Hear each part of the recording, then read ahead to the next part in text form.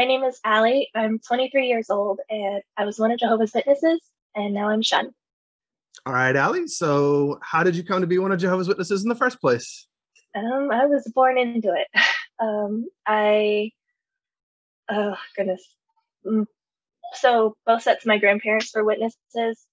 Oh, Beyond that, I'm not really sure. I know my mom's mom came into the truth,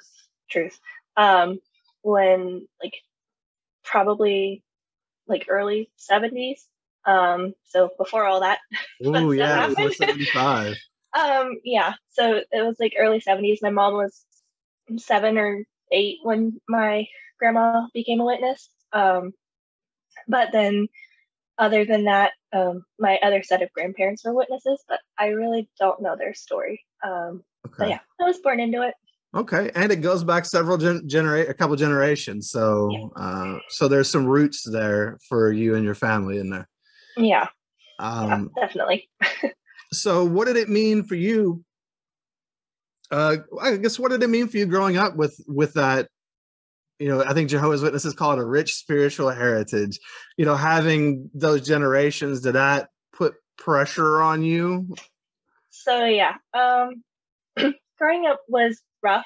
Um, my family had a lot of secrets, a lot of things that were covered up and hidden and not talked about. Um, so me growing up, from my perspective, I've since learned things throughout the years that have changed my perspective. But for the sake of this, growing up, I thought my childhood was normal. My dad was a Bethelite before he and my mom were married. Um, so that had a really big impact into our family life. We went to Bethel every year growing up. Um, my dad was a dictator in our family, so we did not miss a single meeting. We did not miss a single day of field service. We got in serious trouble if our lessons were not studied, if we did not have a comment prepared in our own answers. We'd get in trouble for those kinds of things. We were probably the most well-behaved children in the Kingdom Hall for the sake of the fact that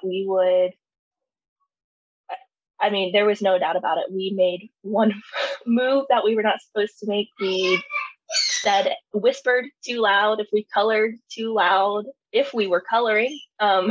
Yeah, I was going to say, you were allowed to color? If we were coloring, I know I used to color or doodle on the outlines of my KM magazines, and I remember distinctly getting in trouble for those. But I remember getting taken into the back hall, into the back room, into the bathroom, more times than I would have liked to have been. My mom developed this little really uncomfortable pinch so that my dad wouldn't have to take us out. So my mom would just sit there, and we would get pinched on the thigh or pinched on the arm, and it hurts. And to this day, if anybody even tries to remotely jokingly pinch me, I freak out. It's I am so glad you mentioned that, because I know people have talked about that in private coaching calls, but I'm not sure I've had anybody talk about that on the podcast. The pinch. My mom was the same way, and she was proud of it. Yeah. She was proud that she could hurt her child surreptitiously and that nobody would really know what was going on because it didn't make a noise. How awesome is that?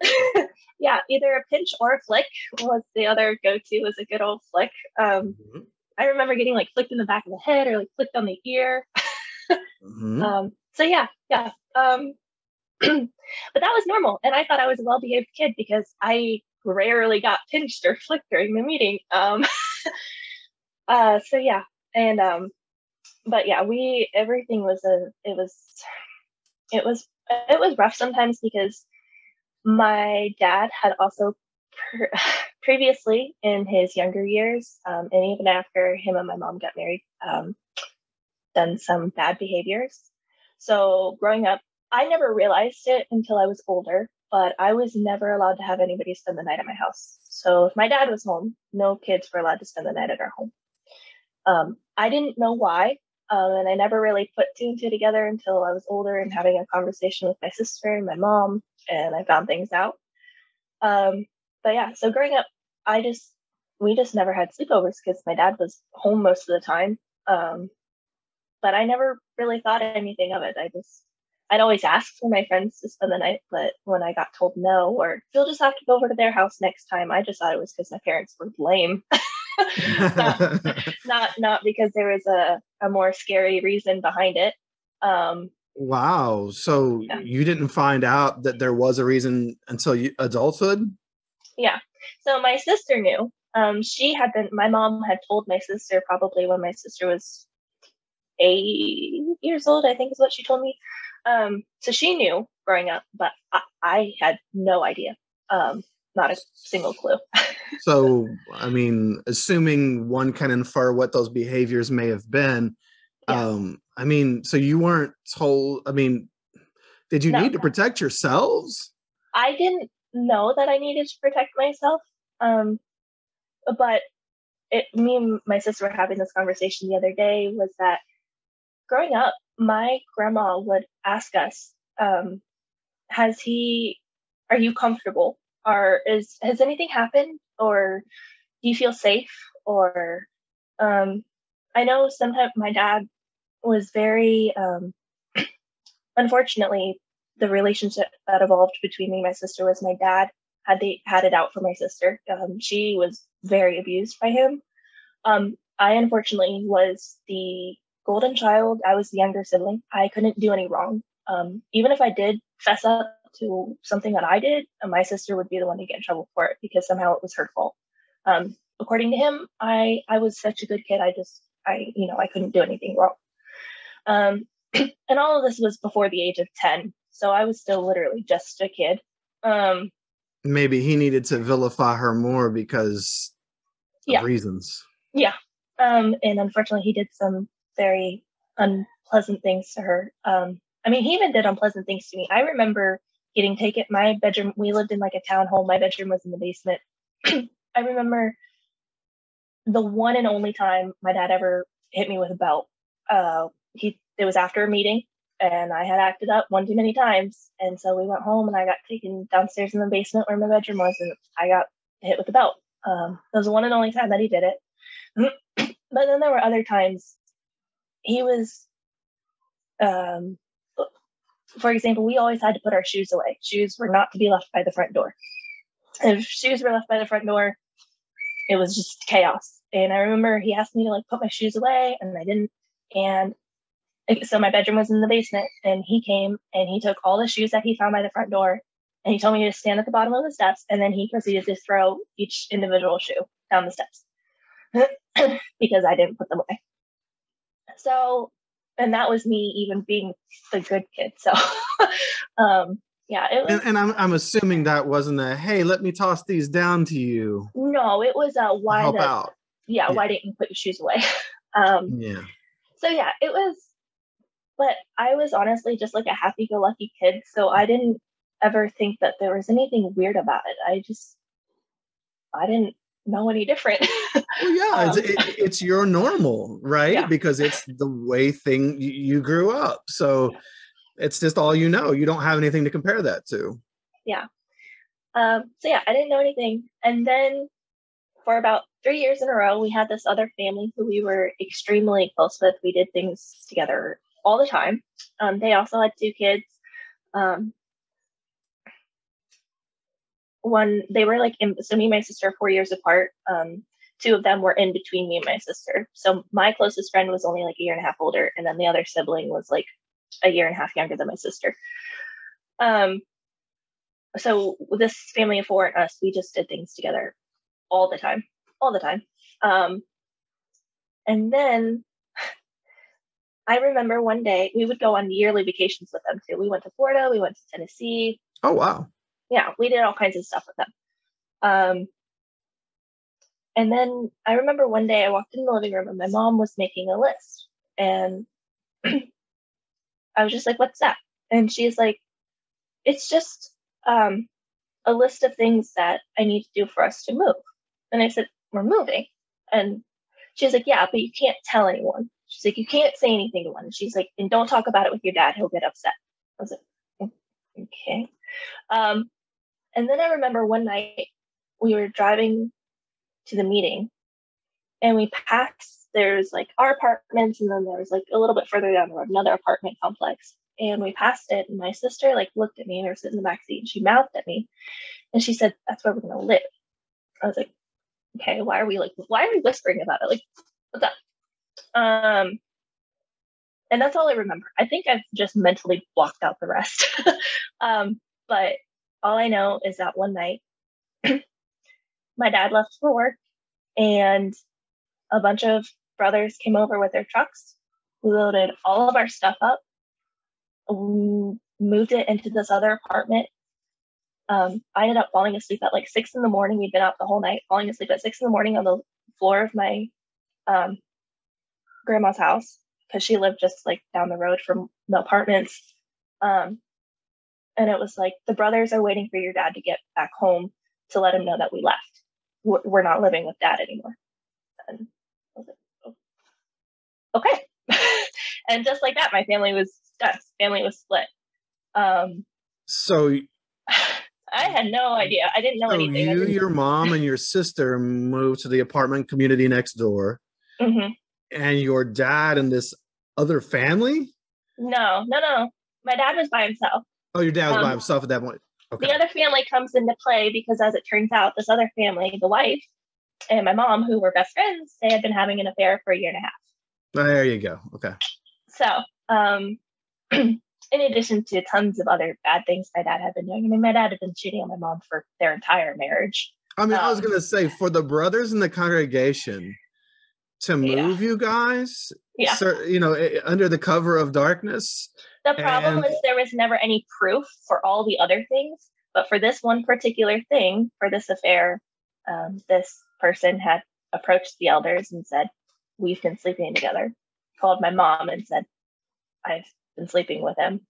But I thought that two witnesses corroborate or different stories could add up to indicate that a person had established a pattern of negative or hurtful behavior. Unfortunately, my dad was a really good manipulator and a sweet talker, and so he kind of just got away with whatever he wanted. He very rarely faced repercussions for I'm sure he was looked at a certain way too for being a former Bethelite. Oh yeah, and he was a ministerial servant, and this family, I mean, it was an elder and his wife, and she would regular auxiliary pioneer, and my dad had 2 perfect witness children, and they were 2 perfect witness children, and what could go wrong? What could happen? Wow. I thought it was kind of strange. So you said that family lived with you guys for a few years. No, they didn't live with us. We were just like, we just did everything together. Like, we basically lived with them. Like, we would be at each other's houses all the time, but like, no, we were still like, separate. Okay.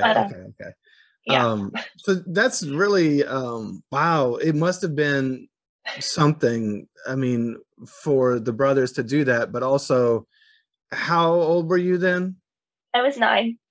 So 9-year-old Allie suddenly has a totally different life. And my guess is, or I'll ask, does anybody talk to you about this? Explain it to you? Worry about young Allie's mental and emotional health? Have healthy discussions? Try to help you see how you're coping? Anything? No. There were a couple elders who, I will give them benefit of the doubt, they were very kind to our family.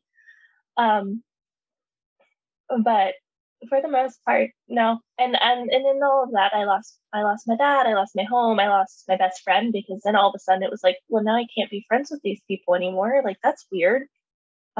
Because as far as I know, and to this day, as far as I know, I'm sure they figured it out by now if they think back on their life. But I was told nobody ever told them, because this other couple stayed together.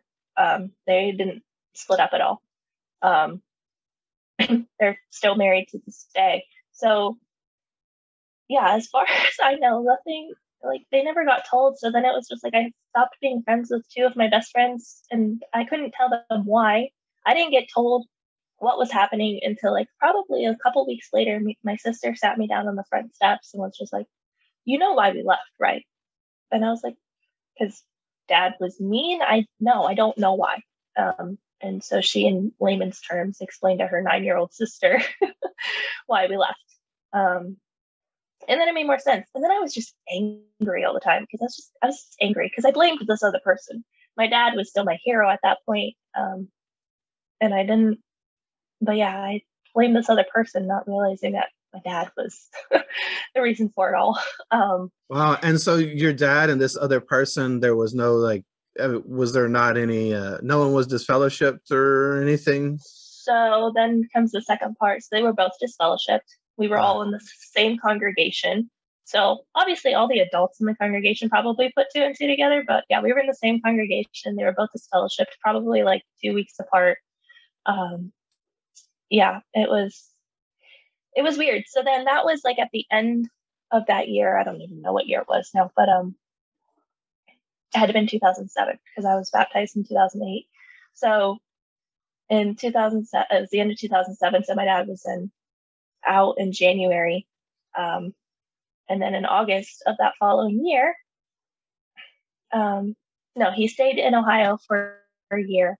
I got baptized the following year. I was 10. And mostly I got baptized as a screw you to my dad because I was determined that I was never going to be like him and that he was a terrible person and that I can do it better than he could, because that's all the right reasons to get baptized, obviously. Right. Yeah. I mean, also you're 10 years old, you're a child. Mm-hmm. Yeah. Taking on a forever contract with a cult. Yeah. Because you've been hurt by your dad. Yeah. Makes sense. Makes perfect sense. It does when you're 10. Yeah. You know, but no adults stepped in to stop you, did they? No, they all thought it was great. They thought I was making the best decision of my life, and they were all happy for me. And I mean, some of them even were like, yeah, it's great to be able to prove that to your dad, that regardless of somebody else's choices, you're able to make a good choice for your life. Yeah, it was totally messed up. Wow. Yeah. Did your mom, was your mom doing okay through all of this? So, I mean, look, it's you left the family split up, but I mean, like that doesn't make for necessarily a happy and healthy life. Was your mom doing okay during this time? I mean, she had to have had a lot going on herself. I think from what she's told me, her main emotion was just relief. She just had to be away from him. Yeah. But you all were all still going to the same like, was he going to the meetings? Were you all still going to the Kingdom Hall together? Yeah. That is so crazy when you think about it, for this whole thing to have gone down and everybody still has to go to the meetings together. It's such a weird environment. It's so unhealthy. Yeah. There's no space. And then it was really awkward too, because I remember my dad was obviously at the meetings. I'd be like, can I go sit with my dad? And what's my mom going to do? Tell me no? So like, that was awkward. So sometimes like we'd split up the meetings, like half the meeting we'd sit with my mom, half the meeting I'd go sit with my dad. Thankfully, within about 6 months, he switched to the sister congregation in that Kingdom Hall. So we stopped seeing him as much. But yeah, and all of our families were like in the same Kingdom Hall. So my mom's mom was in that hall. My dad's mom and my aunt and my uncle were all in the sister hall that he eventually switched to. It's just really weird. My grandmother, my dad's mom, knows all the terrible things that my dad did, and when we were kids, proceeded to say that my mom was quote unquote the devil because she's the reason for his bad behaviors. And yeah, she was a terrible grandmother. She's like 95 now and like on the verge of dying, but sometimes we joke that she's just too mean to die, because she's just still kicking. But yeah, that was awful. So then we had like no contact with any of my dad's family. Isn't it interesting how Jehovah's Witnesses seem to almost always blame the victim? Oh, absolutely. It's a pattern. I mean, it's what they Absolutely. do. They take the victim of something and blame them, just like it's your fault, you're shunned. No, Yeah. you shunning is an act that you perform. It's not on me. Yeah, and Um, my dad was disfellowshipped at the time, but they still lent unending amounts of support to him. And eventually, the following year, he moved to Florida. My dad just decided he was going to take a job and up and move to Florida full time. And when he did that, they helped him get a U-Haul, helped him pack all this stuff up, helped him do everything. My grandma paid for him to get a truck because he and my mom shared a car for a long time. Yeah, they help you guys. no, no, Their grandchildren, even if no, they thought that your mom was the devil, did they help you guys? no, we didn't. No,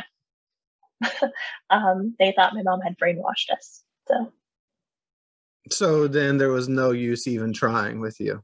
No, no, yeah, Okay. it's great. Wow. Also, my dad is like like between him and my aunt, there's like 12 years.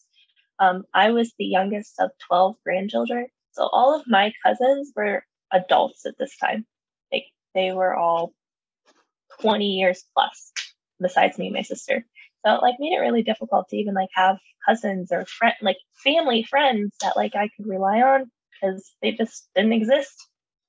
So Wow. And so you must have been, so growing up in that environment, I mean, were you I know you got baptized at 10 as kind of a screw you to your dad to show him that I guess you were going to do what was right. So then you must have been, were you yourself really into the religion at that time? Did that give you something that felt like home or felt like stability or something? Was there something you were getting from the meetings and the, I guess, the community of the church? um yeah, my entire life just kind of I went through this like ebb and flow process of I would go hard and I'd be the most dedicated witness you could probably find. Um, and then something would happen, or I would start to recognize that I was coping very unhealthily. And then I'd back off and I wouldn't do anything. So I was either all for it or I wasn't for it at all. Um, Hmm. there was no real in between. um, so yeah, that so at that time, yeah, I was all for it. I was You gonna, were I was, fully immersed in it. yeah. Did you have, other than this family that obviously you no longer could be best friends with their girls, uh, did you have other friends or did this shatter all of your friendships as well? I mean, did you all kind of become outcasts because of that? Yes and no. Okay. So I, I did still have a couple friends, but they all ended up eventually like switching congregations and moving. So, um, we never kept in touch really. And then my sister started to go down her path.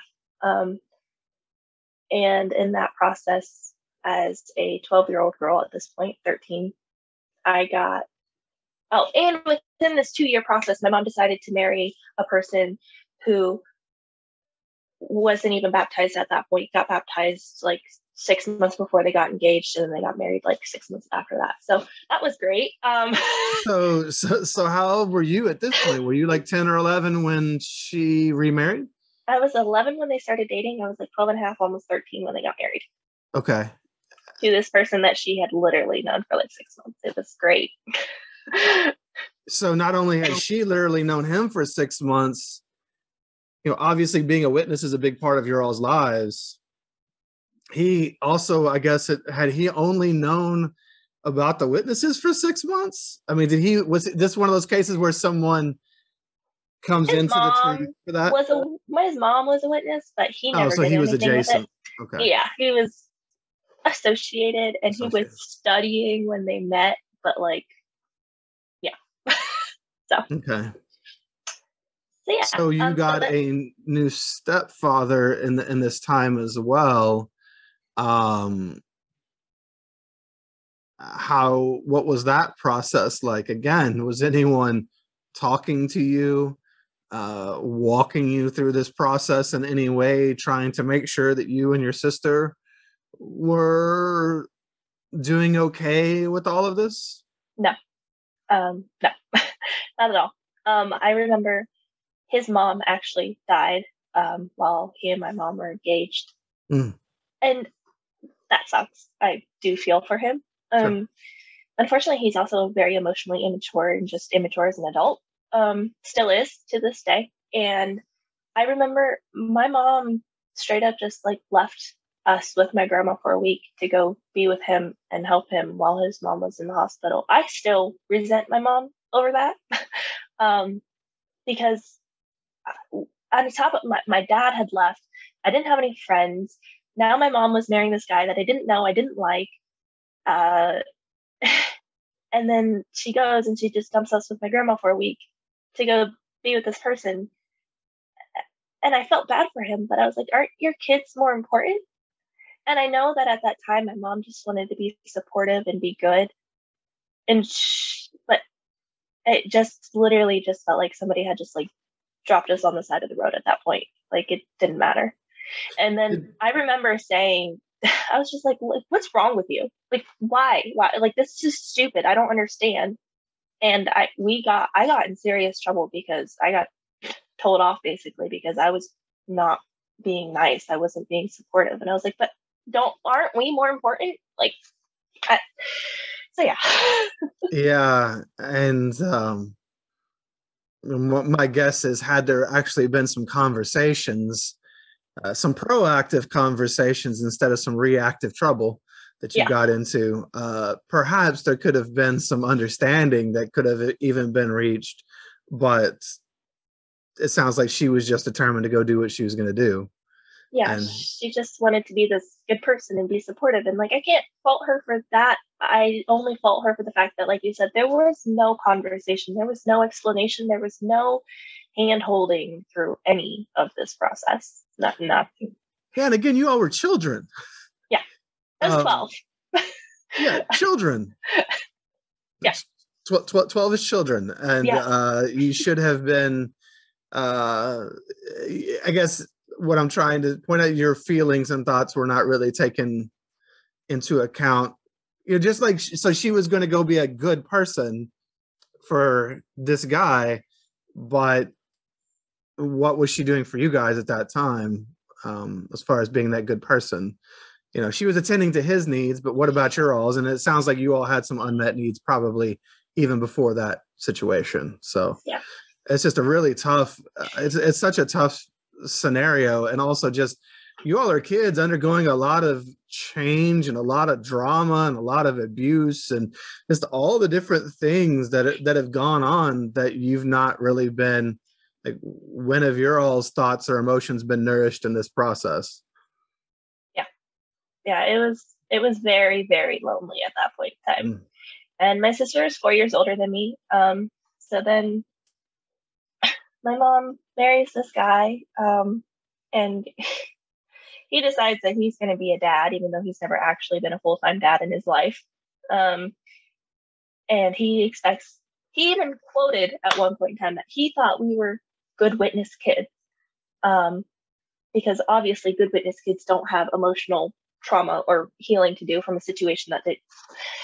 So he thought we were good witness kids. And during one of our family worships, he insisted that we were going to have family worship. But me and my sister were like, we've been in the truth longer than you. We know things more than you do. Like, this is not right. Like, you should not be in charge of telling us certain things. Like, you have no right. And he got so mad at us. He threw a Bible at us, like, and just like stormed out. And like, that was that. It was chaotic. And so at that point, my sister was like, I'm done. I'm out. She was 17. She's like, I'm going to live with my grandma. She went and lived with my grandma. So then I was on my own in this situation, and it was great. So your sister can at least leave. Well, I mean, she's still 17, not 18 yet, but she left. So when you said that he decided he had never been a father before, but he decided he was going to be a dad. What's that mean? He was going to be a dad. What does it mean to be a dad? And what At do you that point, think he thought it meant, or what was his expression of fatherhood? he thought he could buy us with gifts and presents and things. I was like, you can buy me all the crap in the world. I'm going to take it from you. That doesn't mean I'm going to like you or respect you as a person, because I think that you display very unhealthy behaviors, and you were nice to my mom when you dated, but now you're treating her like crap. So I don't like you. At that point, I didn't have a dad, and I wanted a dad. My dad was in Florida. He was distant. He was still disfellowshipped. My dad was disfellowshipped for a total of 7 years. So until I graduated high school, he was disfellowshipped. Uh, and I expected this person to just be nice to us, be good, do family activities in a healthy family way. That's what I wanted as a kid, and immediately I realized that that was not what we were getting. That's not what I was going to get. So you wanted connection. Yeah, I needed somebody to be in my corner because I didn't have anybody in my corner at all. There are people who will argue with you till you're blue in the face on the fact that they were in my corner, but they were not doing so in the way that I needed them to do so. They were doing it because they thought by encouraging me to go out and service more and to do more spiritually, that was what was going to fill this gaping hole in my heart. But that wasn't it. That's not what I needed. So. Yeah, you were a father, or a dad is not a person who is just an authority figure, or who makes the money that supports a family. Right. That's not all there is to fatherhood. And Jehovah's Witnesses see fathers as the family head. They're the person that makes the decisions. They're the person that conducts the family studies. They're the person that makes the money to support the household or whatever, or takes the lead in spiritual matters, make sure their family are good witness kids and do the right things inside the Kingdom Hall. But what about, I don't know, connecting to your children, talking to them, making sure that they feel loved and appreciated, and making sure that they feel connected to and a part of a family, not just a part of a cult. And there's just not, that's just not how Jehovah's Witnesses operate their families typically. It's just it's an emotional desert. Yeah, absolutely. And at this point was when I started getting angry. I was angry all the time. I'm sure you were hurt. And so I honestly I turned into a terrible kid. I did, because I didn't know how else to manifest it at the time. I didn't know what to do with these feelings and nobody to deal them with. So at one point I asked my mom to go to therapy, which she said I could do, but then she insisted on being in the room with me at all times. And I was under 16, so they had to give her consent to be allowed to be in the room with me, and it just sucked. It sucked because I couldn't say the things I needed to say, or when I did bring up the things I wanted to bring up, then I was wrong, or I wasn't right, or I didn't understand, or so that didn't last very long. So there's an example. You're just trying to reach out for emotional health and connection, and you're not even allowed to have that. No. She has to control that. Yeah, it was unfortunate. So then at that point, that's when I started I wasn't even really doing anything bad. I was just kind of mouthy. I was a smart-lipped kid, but I didn't really do anything. Yeah, I was going to ask. You said that you became this terrible kid, so I think that's how you use the word you used. Yeah. Was terrible. So, what was so terrible about who you became? I was just mouthy all the time. That was me being terrible. I didn't go off and steal cars or hang out with bad people. I was a smart-lipped kid. And what is mouthy? Is mouthy just daring to have a different opinion or your own feeling about something, or are we talking cussing parents out? somewhere in between. I would get mad enough where I would start to cuss at them, which they obviously were not a fan of. But I would just get so angry and so pent up that like I didn't know how else to do it. So then I would just get labeled or branded a brat all the time. A self-spoiled brat is what I got called. Yeah, Not you by were my mom. really spoiled. Yeah. Really spoiled. Yeah, for providing basic necessities and some extra clothes every now and again. Yep, extra spoiled. Yeah. So yeah, that was the whole thing. So yeah. you said your sister left. So she was 17 and you were, did you say then you were 12, 13? I was 13. Yeah. Okay. How was, you've already, like, there has to be some feelings of abandonment around your father. He's already done what he's done. And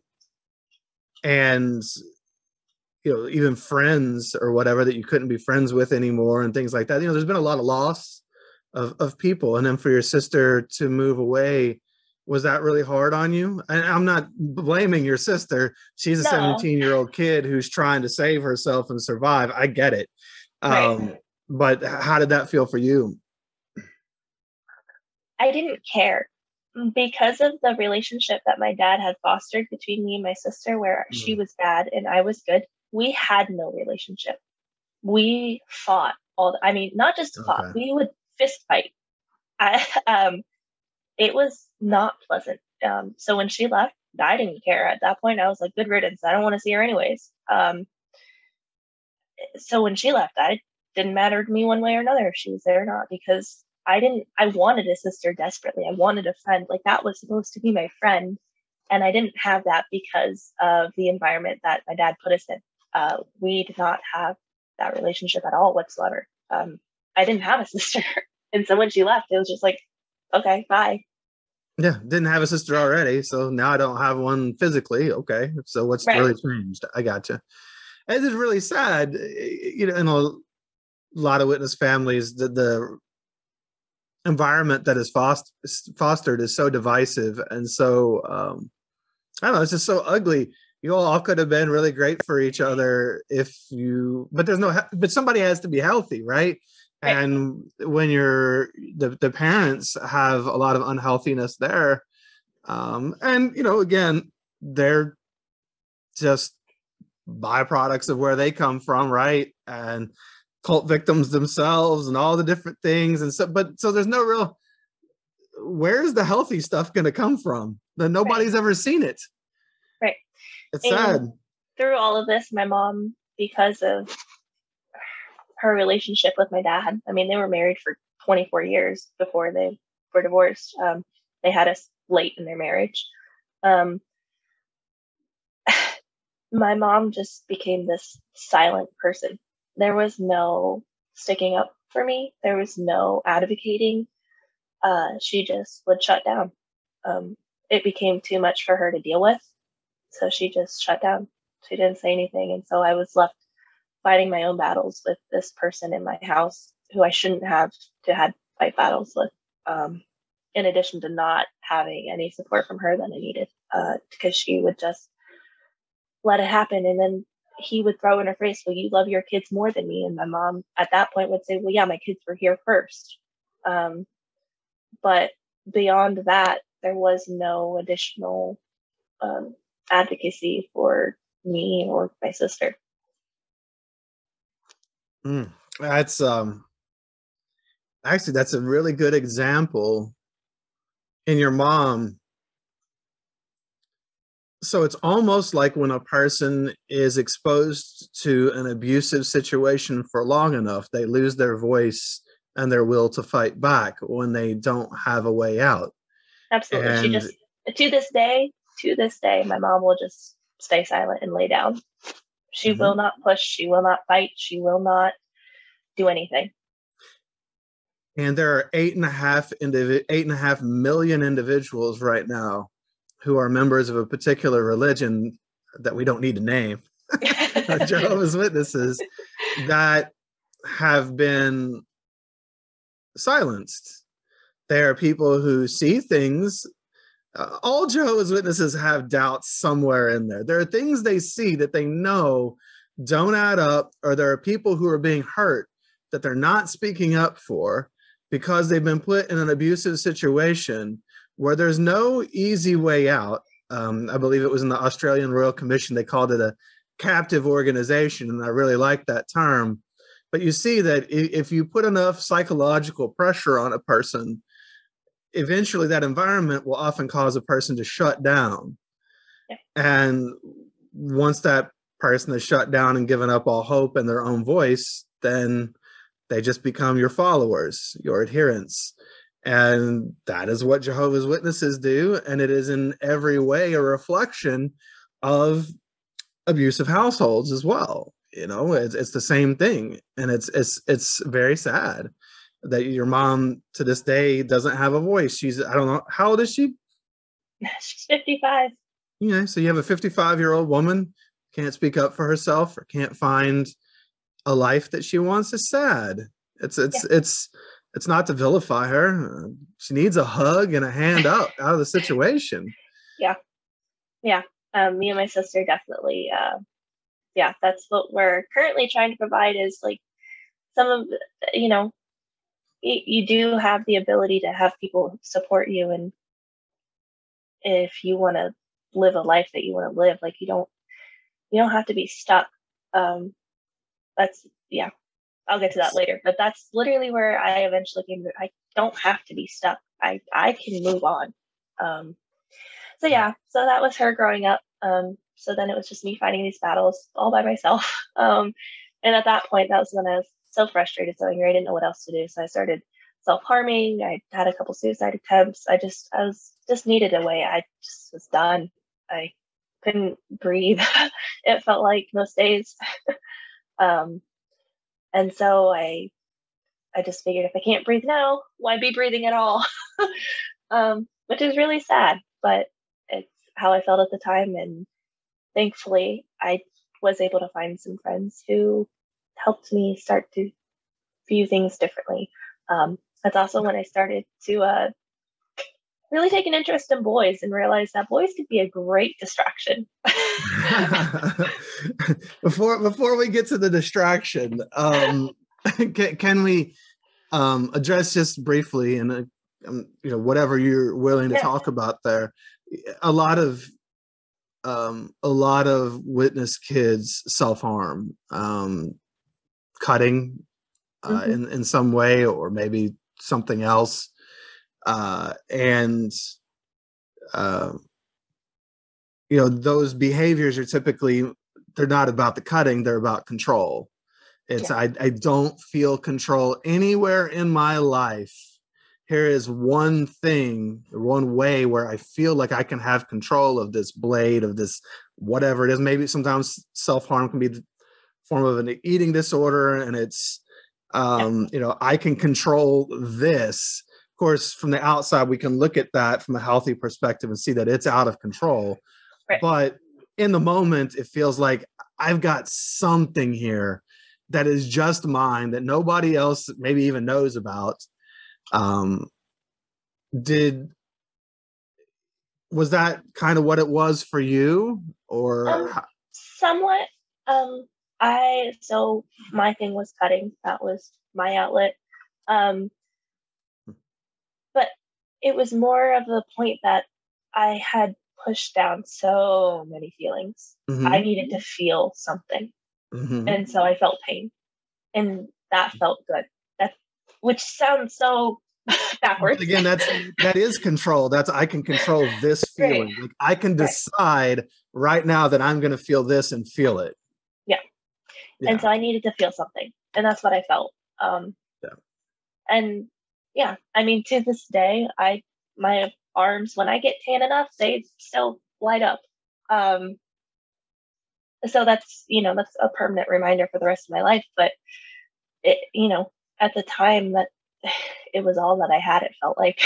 Sure. Well, where else can you, when you're in that situation, because you also mentioned suicidal ideation, or attempts, apparently. I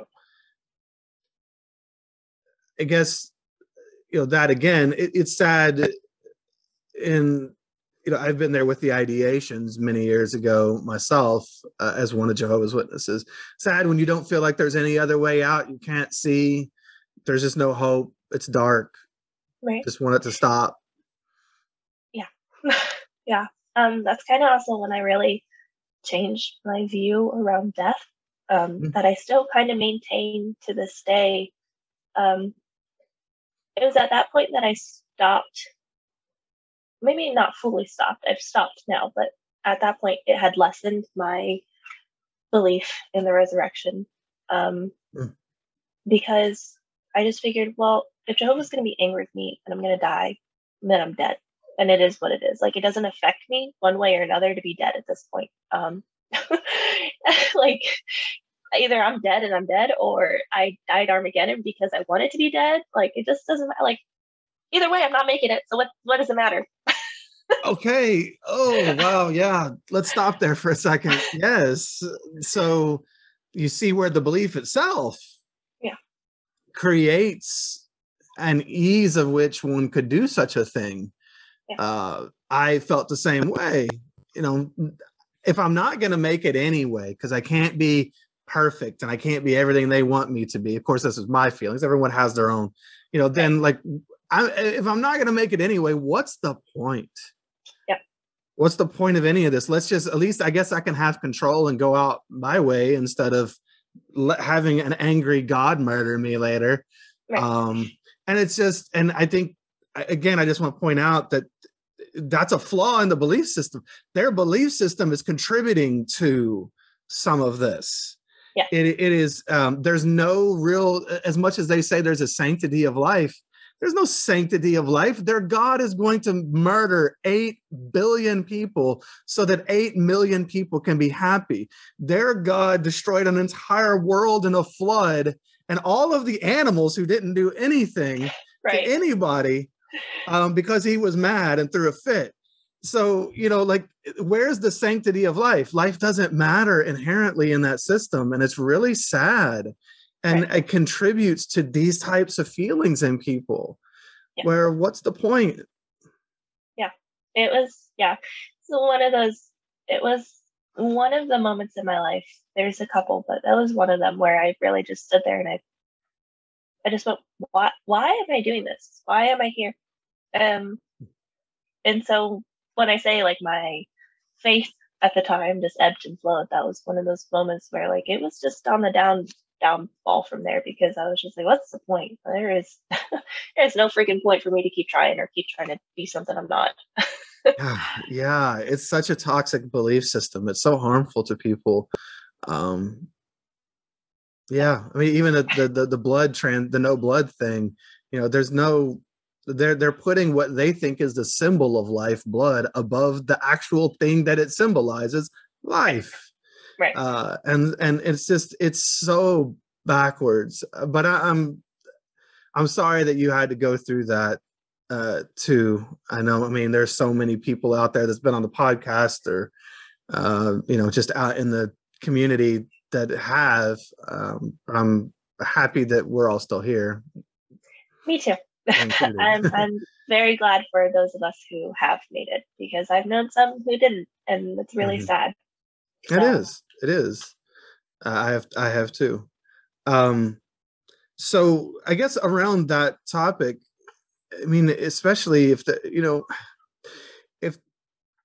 if the cutting was ever visible, that's the word I'm looking for, visible. If the cutting was ever visible, or the attempts, were they ever known by anyone else? And again, were you ever able to get help for any of that?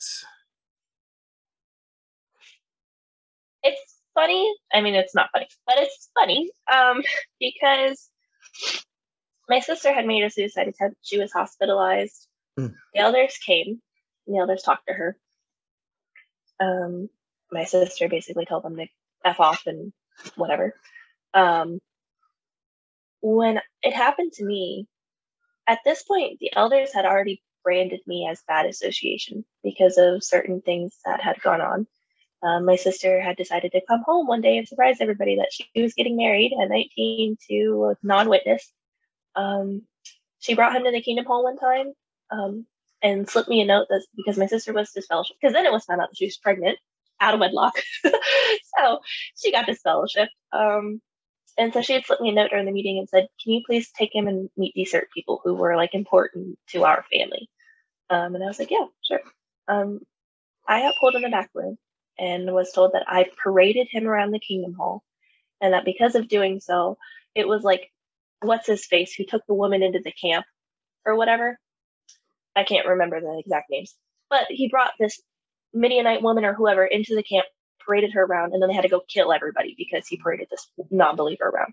I got told that that's Wait, what I did. What? Wow, I might have to look this up because I don't know this story. Okay, It is not registering, which... So there's a story sometimes, so like when they were still camping, like in the tents and stuff, there's a story about, oh gosh, I can't remember the name, but he brings this non-believer Midianite woman into the camp. There's even like a drama about it. Brings this, it's on one of the VHS tapes. Brings this Midianite woman. We were always behind the time. My family was so poor, we didn't have a VCR. So we never got to see any of those things. Okay, what's on one of the VHS tapes? If you're ever interested, I'll mail one to you. I think I still have a copy, honestly. I think it's like in a tote somewhere. Okay. Yeah, I'll have to look up the story. But so he brings this Midianite woman in, and because he does so, and disgrace disgrace Jehovah's holy grounds with this non-believer, the people, I can't remember what they're called, literally go in and they kill him and her entire village, and like they kill everybody. And I got told that I was like him parading this person, parading my sister's now fiance, because they decided they were going to get married because she was pregnant. Paraded her fiance around, and that I was severe bad association for that. I was 13 when that happened. So then at that point, then I really did lose all of my friends and everything. So when I had my attempts and the self-harming behavior, I got no support because they thought it was just me wanting attention for the fact that I didn't have friends. So I also didn't get taken to the hospital when I ingested who knows how many pills. My mom just said, "Sounds like you just need to go throw them up." And I got nothing. The elders got told about it because she was like, "We can't not tell them." And they did like a soft questioning as to why it was going on, but beyond that, they showed no interest at all or cared at all whatsoever. So much. It's crazy. It's disgusting. You get on a 13-year-old girl who was asked by her older sister to take her fiance around to meet certain people. Honestly, isn't that an opportunity to, like, for the congregation to rally around this guy and to maybe witness to him and bring him into the truth or whatever? What kind of sick and twisted narrative do these elders have in their head that they would? And I will go so far as to say it was this particular set of body of elders in this particular congregation. They have had, since the congregation did like their whole merge and split, these elders have since been separated. But this particular set of elders at this particular point in time had this set reputation for just being complete and total heartless jackasses. It was just their reputation, unfortunately. Absolute power corrupts absolutely. And when you speak for God and you get to judge and make decisions for everyone, you and your buddies get to decide how everybody feels about a thing or should feel about a thing. That's a lot of power. Yeah. And my grandma, my mom's mom, is has been a regular pioneer her entire life. It's been almost 40 years. She's currently not on the list because she went through breast cancer this year, got diagnosed, went through treatment this year. They pulled her into the back room. She went through some hard questioning as well, got judged, got taken off the pioneer list. A whole bunch of things. A lot of bad happened around this time.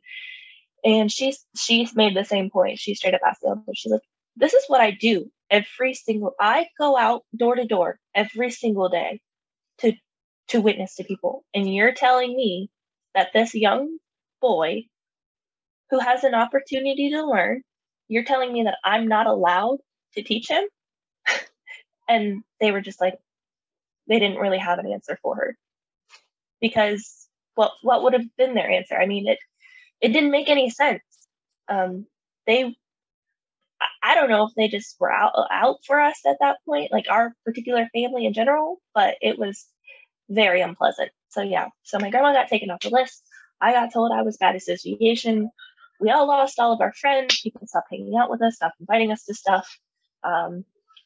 It was bad. Yeah. So let's see. And that happened at around 13, around the time right after you're baptized, well, a little bit after you're baptized, and your mom has remarried and your sister is leaving. And is it any wonder that you ended up, attempting with everything that was going on, the complete lack of any support or help?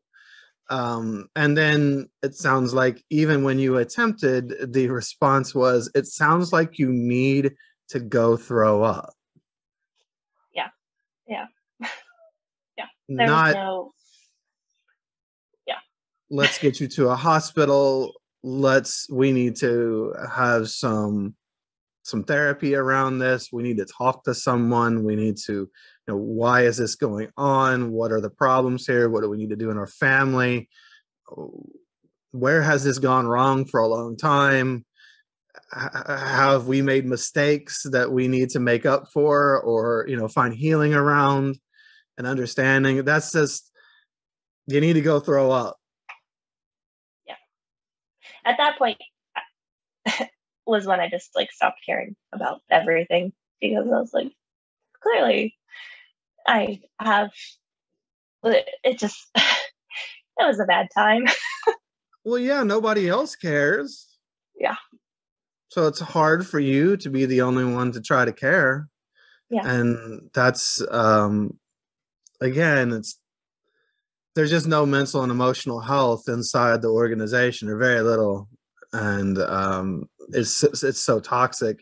I'm not saying that everyone's family went through what your all's family did, but Right. everyone's family is going through some abuse. You cannot be in a cult and not. Right. Yeah. It's going to happen. Yeah. The cult itself is abusive. So mine just happened to happen at an age where it was like literally the worst possible age for everything to happen to. Yeah, real bad. Well, there's never a good time. Right. For abuse. Right. Yay, abuse. There's never a great time for abuse to take place, but a child who has no healthy mental and emotional tools at their disposal, and the circumstances are so bleak, and there's really no good or easy way out for a kid at that time. Yeah, you can see how that would be maybe seem like the best option. Yeah. But you can see how a child would think that way. Yeah. It was very unpleasant at that time. So yeah, we made it through. Yeah. So I guess, were you in school all this time? Were you in like regular school, or were you homeschooled, or what? Yeah, my parents were firm believers on being in public school. Okay. They were kind of the oddballs. Like both sides of my families were kind of the oddballs, in the sense that education was very important to them. Did they feel that you should necessarily go spend 4 years at college? No. But should you absolutely take advantage of the public school system and free education while you can? Absolutely. So they were very insistent on education while in school, not secondary post-education, but I also went to a a technical career center to gain a skill before I graduated, which I'm very thankful for, because of that, I've been able to make some pathways into my career, and I actually just started a new job this past week. That's fantastic.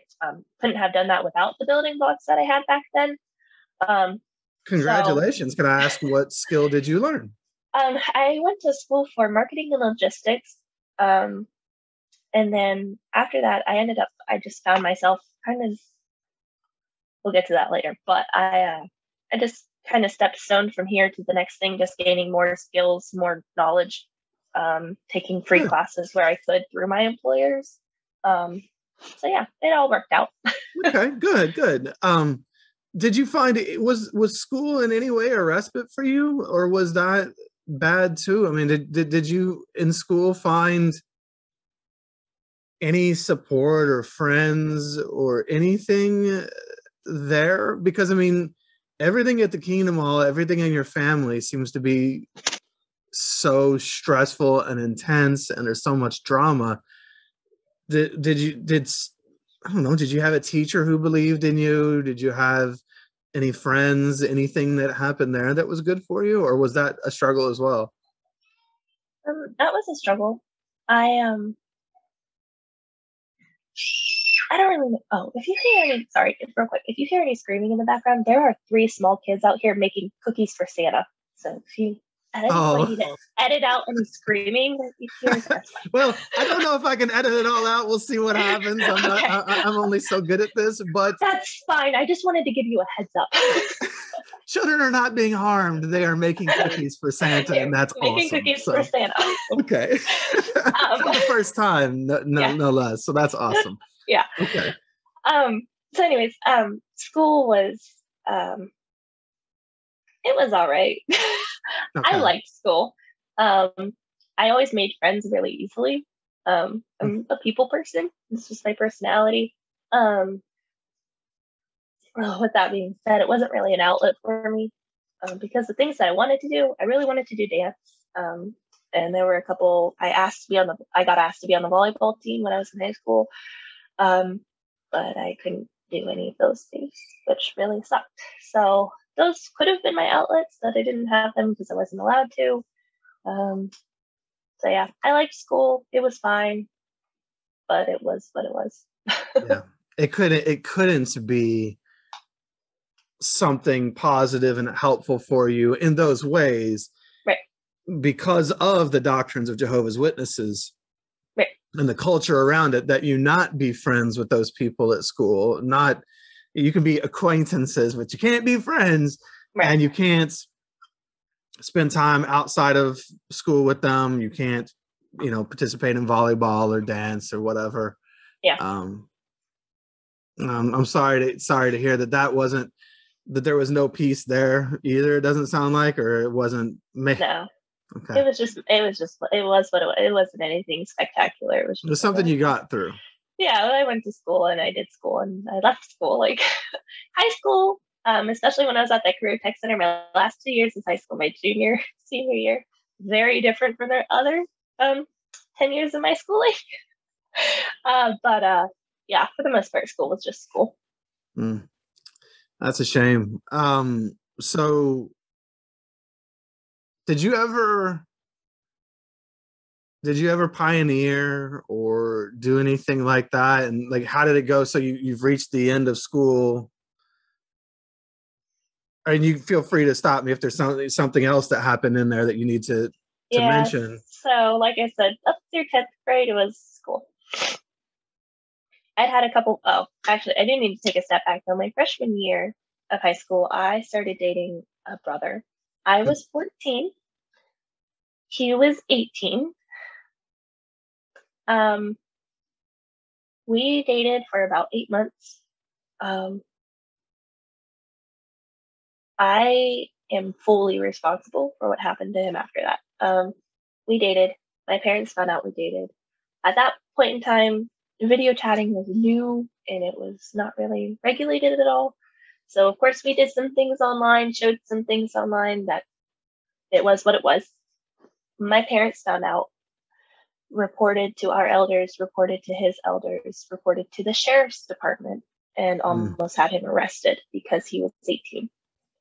After that happened, basically his life was over. We broke up. To this day, I've tried to reach out to him and apologize. He's not a witness anymore. Like, he's off living his own life. It's actually really weird. The guy that I'm with currently, they used to be best friends. Still keep in, they still video game together and like keep in touch. this person knows that we're together, like me and my current boyfriend are together, but he has no interest in like ever seeing me again. Which I feel really bad for, because I've reached out and I just, apologized for the way that things happened when they happened, and the fact that he literally almost went to jail because of my parents. But there really wasn't, I was 14. There wasn't really anything else I could do at the time to prevent it besides saying it was consensual. So he was, did you said he almost went to jail? Yeah, they started to like file charges, and then I like yelled at my parents to like drop the charges, so they dropped the charges. Okay. A really sad situation for two inexperienced people. I mean, he should have known better. Yes. So I struggle to say that it's all on you. Yeah. So then, it obviously, look, it's just bad circumstances for everybody when something like that happens. And, I can understand wanting to, I guess, have a conversation around it with this person. And like you said, like it just like acknowledging it and like saying, can we move on from these feelings? Because like I said, I still hold like a lot of guilt over that. And I know that like he's happy in his life from what I've heard and all this stuff. It's one of those personal things where you just kind of got to learn to let go, because there really isn't anything else that can be done. Again, you were 14. You were a kid. Yeah. So you were a confused kid, probably wanted attention and love. Yeah. At 14, looking for it however you could get it from somebody when you couldn't get it from anybody else. So maybe a little compassion for a 14-year-old you. Yeah. I try to give her a little bit of grace, but sometimes it's hard. But to a playground and or a park and look, not in a creepy way. I always struggle to say this, but just go look at a 14-year-old and say, is that person capable of making good, rational decisions? Is this person, do they have full awareness of what's going on and the ramifications around them for what certain behaviors could result in? I don't think so. Yeah, you're not wrong. Yeah, they're 14. And honestly, I don't know why at 18 we're magically adults and suddenly are supposed to understand everything either. We have some strange views on things, in my opinion, but whatever. I guess there has to be a cutoff somewhere. But so that happened. But then to your point, so did you get in trouble? I guess something happened to you around all that too? I was told I was going to be privately reproved because nobody else knew about it, but that never happened. It just kind of went away. So, so I don't really know. Okay. So then after that happened, I was determined that I was going to be the best witness kid there was. And I was for a while. I went out in service regularly. I auxiliary pioneered when I could. So then I turned 16 and I started a job because I wanted a car. So my mom was like, hey, you want a car? Cool, you're going to have to pay for it. So I started a job. I worked at Buffalo Wild Wings. It was a great job. Food was good perks. And it was fine. I emotionally, though, was not.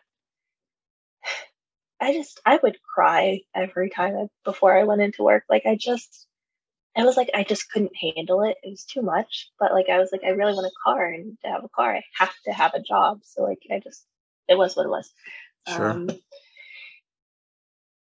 So I was doing well for a while. And I was actively being witnessed, actively doing things.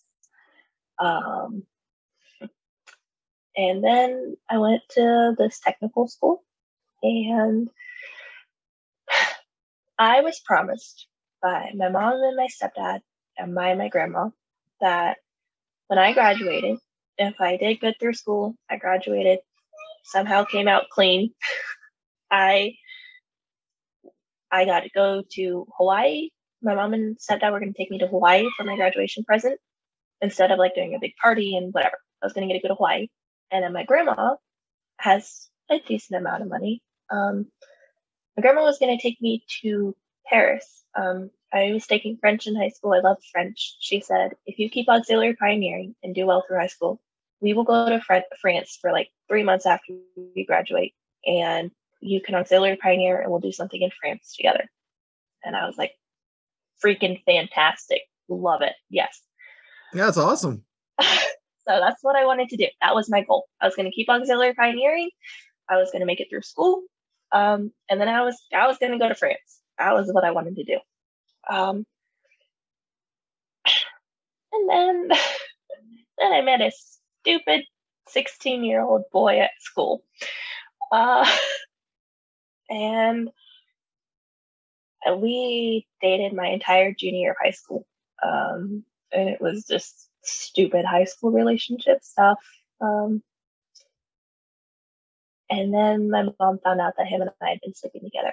Actually, she found out we had been sleeping together because my stepdad came home from work one day early, and I didn't expect him to be home, and he found us in bed together. That was very awkward. Never would like to have that happen again.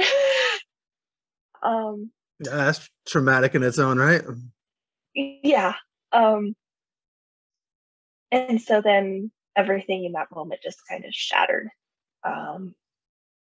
And then because of the way that they reacted to everything, obviously they were unhappy. Pretty sure if I found my daughter at 16-year-old old in bed with a boy from high school, I probably wouldn't react the best either. But I also, at this point in my life, won't have a cult behind me. Yeah. So then it was just chaos after that. I mean, constantly fighting, arguing, constantly having meetings with the elders. Every little thing I did then, I was constantly accused of lying and sneaking, and every little thing just became a big thing. And every little thing I did got reported back to the elders. So I feel like I had weekly meetings with the elders. It was awful. How old were you? 16. So I was 16. Oh, so you were both 16. Okay. Yeah, we were both 16. Yeah.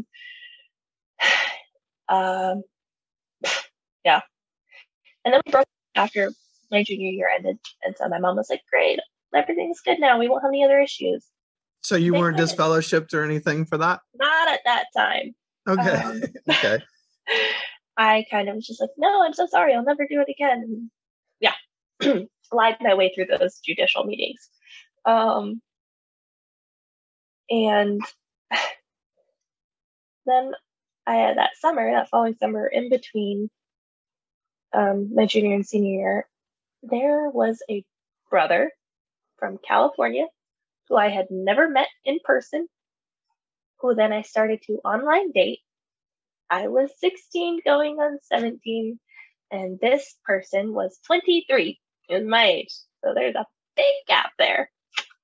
And my mom thought it was great because I was going to date, but if I was going to date somebody, it should be a witness. And he lived on the other side of the country, so how could I ever get in trouble if I can't physically see him? Yeah. And he was very nice, very pleasant. I knew what he looked like. We FaceTimed. Whatever. But that obviously fizzled out because, yeah. So then I went back to school. And I started seeing my high school boyfriend again. And my mom was like, well, clearly you're not going to stop. And clearly, like, you're lying to me about, like, what you guys are doing and where you're going and who you're seeing. And so then I got in a judicial committee, and I turned 17 at this point, and I was disfellowshipped when I was 17. So, were you disfellowshipped just for seeing the boy again? I mean, I was sleeping with him. We were having sex. Of course you were, right? So that was the main thing. But I also I was just, again, I had maintained that anger through like my entire teenage years. So when the elders like pull me into a room and start questioning me about why I'm doing this and why aren't I doing things more spiritual and why am I lying? I was just like, well, where were you a couple years ago when I needed help? But cool. And I basically told them to go F themselves. And they said, if you're not sorry, like, we can't do anything about that. Like, you will be disfellowshipped. And I looked at them and I said, I don't care. And I was like, I don't care. Do it. What else can you do to me? Do it. I literally have lost everything else at this point in my life. I don't care. Do it. So they did it. And yeah. So then I was now a 17-year-old girl, a senior in high school, completely isolated. And then on top of that, because I was in trouble majorly at home, school especially was not an escape because they were monitoring and having my guidance counselor and my instructor report back to them everything that I was doing or how school was going and what exactly my day-to-day was looking like. And my phone was being tracked and all the things. They even had the guidance counselors and such watching you all the time? Yeah, they were worried that I was like skipping school and like going and doing things that I wasn't supposed to be doing. So they would be like, hey, do you notice that you like haven't seen her like throughout the school day? We just like let us know. Like we're just concerned about her. But yeah. not like binoculars, what is she doing type thing. Okay. Just like keep an eye out, like make sure she's like physically at school. If you don't see her, let us know. So yeah, that wasn't pleasant. So you were basically now a prisoner in a surveillance state where everything you did was tracked and monitored. Allow me to break in here for a second. This channel is made possible by you, the listener. If you appreciate what we're doing here, please consider supporting at patreon.com/shunned or leave a review on iTunes or other platforms. Like and subscribe. All those things help the channel. If you're looking for merch, you can go get some Shunned swag from the shunnedpodcast.com website or reach out there to be on the show. If you're looking for more ex-Jehovah's Witness content, I'll recommend my first podcast called This JW Life. You can find that on podcast apps as well as YouTube.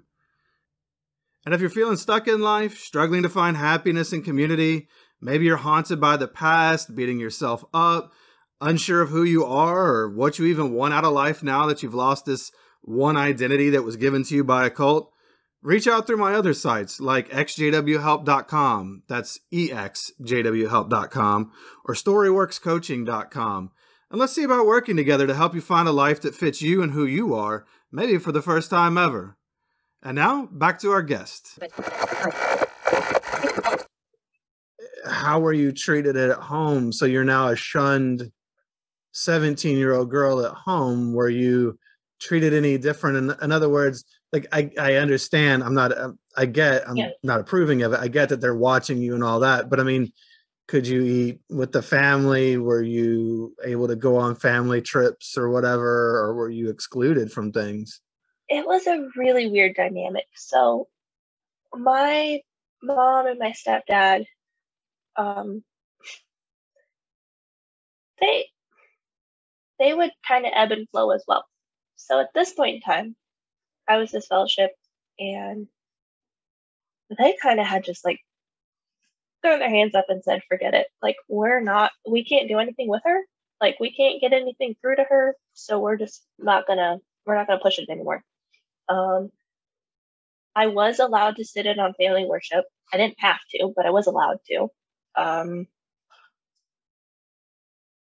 But beyond that, there was no, which kind of defeats the purpose, I guess, but there was no spiritual help from them at that time. I started just to develop this, like, my mom was my friend, not my mom. And my stepdad was just a piece of shit, so I didn't want anything to do with him. On the one hand, we have friend. On the other hand, we have piece of shit. Yeah, So did you, you say your mom became your friend. I mean, did you all have a relationship outside of the quote spiritual things? Did you all, I mean, were you all do things together? My mom, again, because of the relationship she had with my stepdad, she didn't have any friends either because nobody wanted to be friends with him. He didn't like it. My stepdad did not like it, but me and my mom would go out shopping together. We'd go have lunch together. We'd do all kinds of things together. My mom didn't have friends because of my stepdad, so then it was us in the house, and it literally, like, we were all we had. It was just two of us. You all just had a real, like, person-to-person relationship. Yeah, it was great. And, like, that's when me and my mom really, like, started, like, understand each other. And, like, I started to, like, not be so angry with her.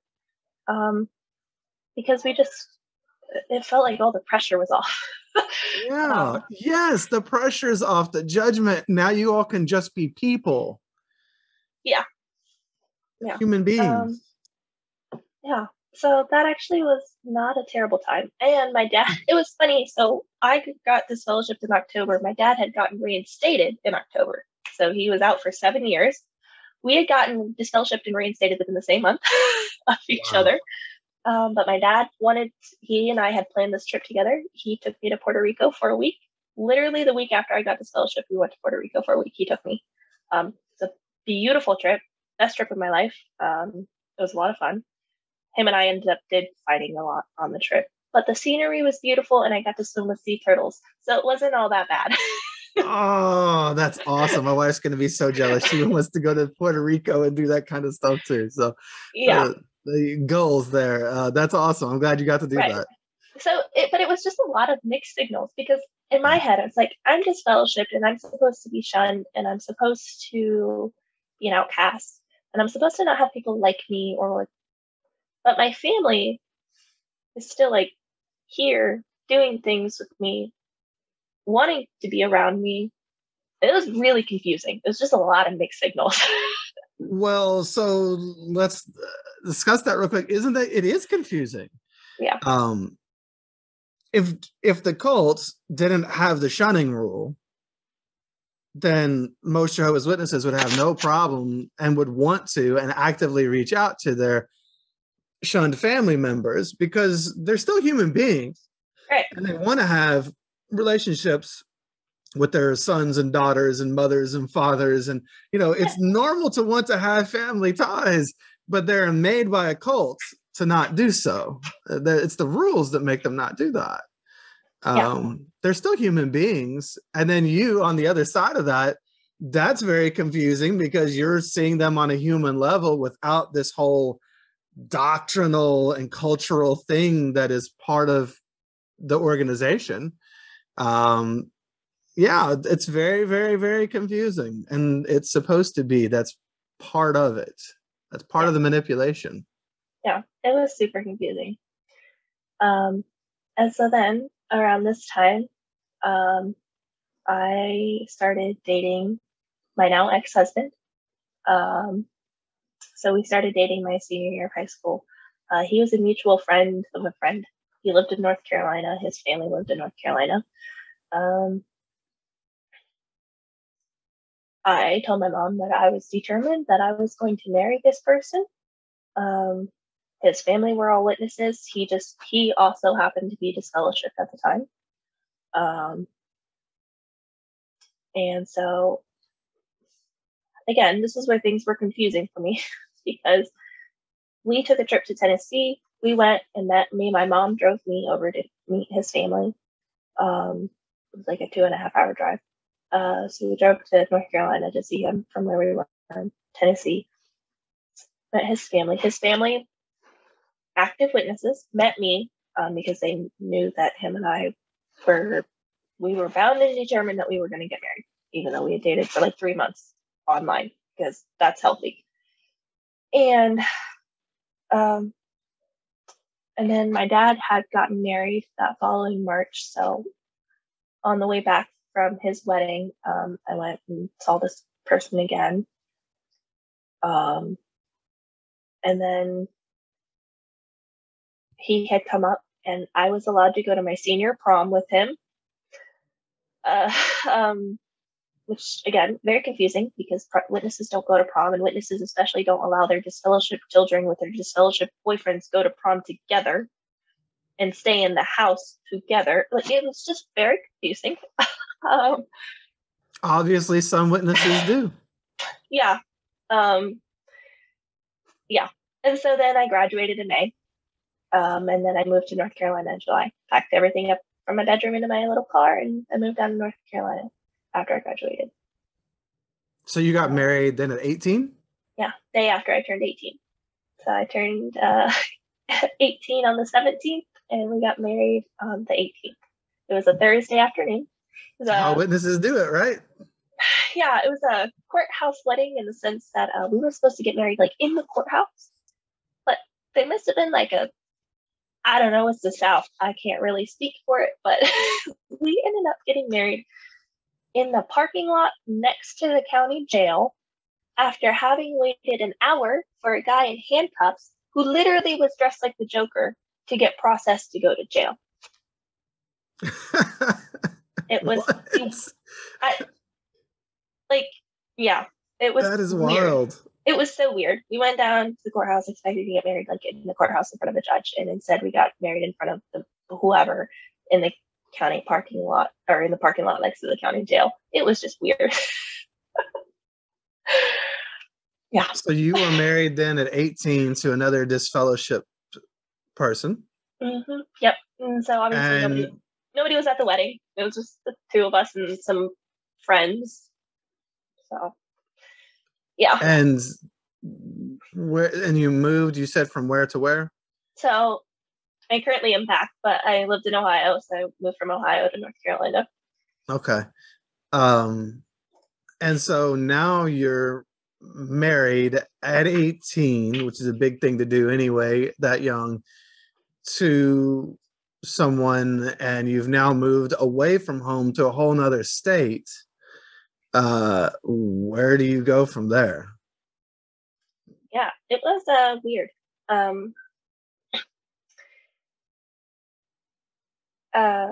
Basically, this is where things started to really go bad. I thought I was happy. I thought it was great. I was on my own. I was away from home. He was my way out.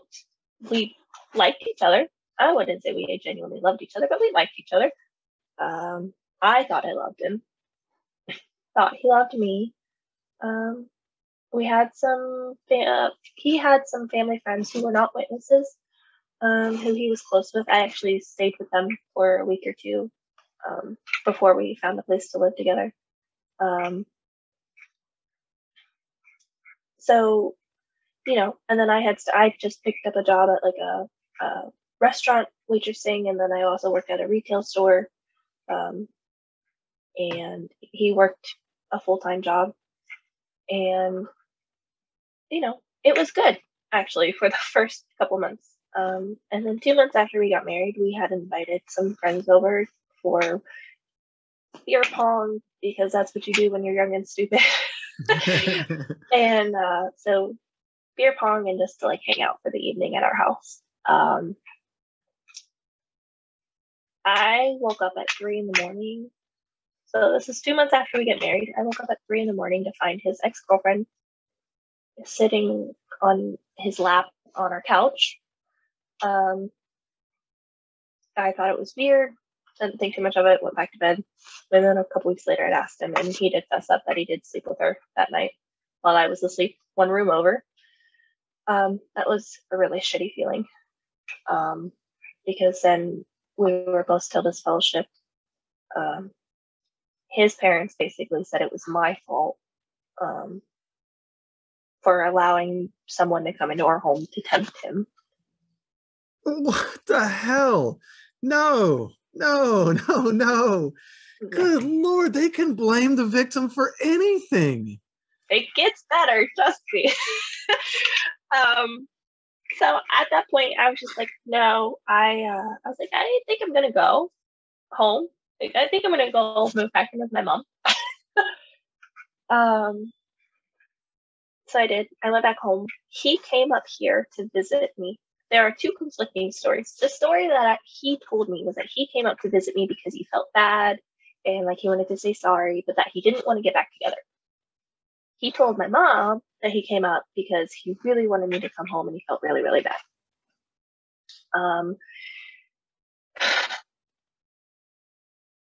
I was very confused, obviously, about everything, about my entire life. So I looked at my mom and I was like, I don't know what to do. My mom maintains the standpoint today that she told me she didn't want me to go back, that she told me I didn't have to go back. What I heard as an 18-year-old girl in a stressed out situation was that if you think you can save your marriage, you should, because that's the right thing to do. So if you think you can go home, go home. Oh, that sounds like what one of Jehovah's Witnesses would say. So I maintain my point of the story that I'm convinced that she said what she said. And that's why I went back, was because I felt like if I ever wanted to get reinstated, and at that point in time, I desperately wanted to get reinstated, that I needed to go back. Well, if she's a good Jehovah's Witness, right. She's usually going to encourage, I mean, he did cheat, but right. Usually going to encourage you to go back and try to make it work because they see marriage a certain way. Right.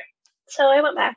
I ended up getting reinstated a couple months later in May.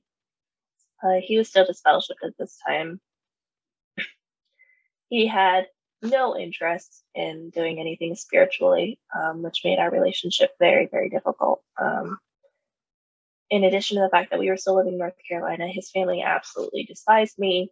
I tried to be friends with them, but his mom is a piece of work. I can tell that already. Her precious baby boy wasn't reinstated, so how could she have a friendship with me without him being reinstated? Because it wasn't fair. That's not my problem, but okay.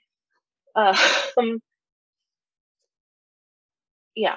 A year later, so the following year, we moved back to Ohio. He gets reinstated. We had a 2-year anniversary party since we didn't have a wedding or a reception or anything. We decided that since we were both reinstated at this point, we'd have like a little get together, had a fun little party. His parents did come up for that. I was actually surprised that they showed up. They did come up for that. And then a month after our anniversary party, I found out I was pregnant. And yeah, prior to that, I did have one miscarriage. It sucked. I had it when he was still disfellowshipped, so that was rough on both of us. Oh my goodness. Yeah. Well, first of all, I'm sorry that's rough, period. But second of all, to do that as a disfellowship person without support, probably, or with some lack of support, is going to be more difficult. Yeah. So that was unpleasant. And at this point, I was really trying to get him to be reinstated. And me, being the terrible person I was, with my belief system at the time, told him, if you ever want to see your unborn child, you will do what it takes to get back in the truth. Oh, okay. Well, yeah, that's what Jehovah's Witnesses say, right? Yeah. And I feel really shitty for saying it now, but at the time, I desperately just wanted him to be in the truth. I wanted us to be that couple. I wanted us to be in a foreign language group. I wanted us to do all the things. That's what I wanted for us. That's what I envisioned my life as. Well, yeah, and you were probably hanging on to that promise yourself. Yeah. And again, Jehovah's Witnesses are going to do Jehovah's Witnessy things, and that's you were physically out, but you were obviously mentally still in. Yeah. So then we were both reinstated. We had this anniversary party. A month later, I found out I was pregnant. That was fine. The cracks really started to show throughout that pregnancy. We never had a good relationship as it was. We fought a lot. He did a lot of shady things, said really terrible things to me, was very emotionally distant, just didn't care really about me as a person at all. We were very different people, but we were hanging on by a thread because that's what we were supposed to do. It was very unpleasant though. But when I was pregnant, that's when things started to go from bad to worse. It just, it was bad. It was very unpleasant. And he did a lot of really bad things to me personally, physically, a lot of bad things to me emotionally. At one point, I'm going to skip ahead a little bit. I was dealing with postpartum depression. I was on medication. I was just having a really bad time. I was having this bad emotional breakdown of a day. He was downstairs playing video games, comes upstairs, looks at me, and says, I just want you to know. I was like sitting on the couch, he's across the living room. He said, I just want you to know, when I see you like this, and when you get angry and you're crying like this, I don't feel anything for you. So if you need support, you need to go talk to your mom or somebody. Don't come to me anymore. So all of that bad behavior, though, had started when I was pregnant, though. It just escalated throughout my pregnancy. At one point, we literally got into a fight over a gift card that we had received at the baby shower, to the point that I was literally sitting on the floor holding on to it for dear life. And he literally shoved me, a 7-month pregnant woman, shoved me and grabbed it out of my hand, walked out, slammed the door shut, and drove off. And why did he want the gift card so much? I wanted to go shopping and I wanted to put it towards something in particular.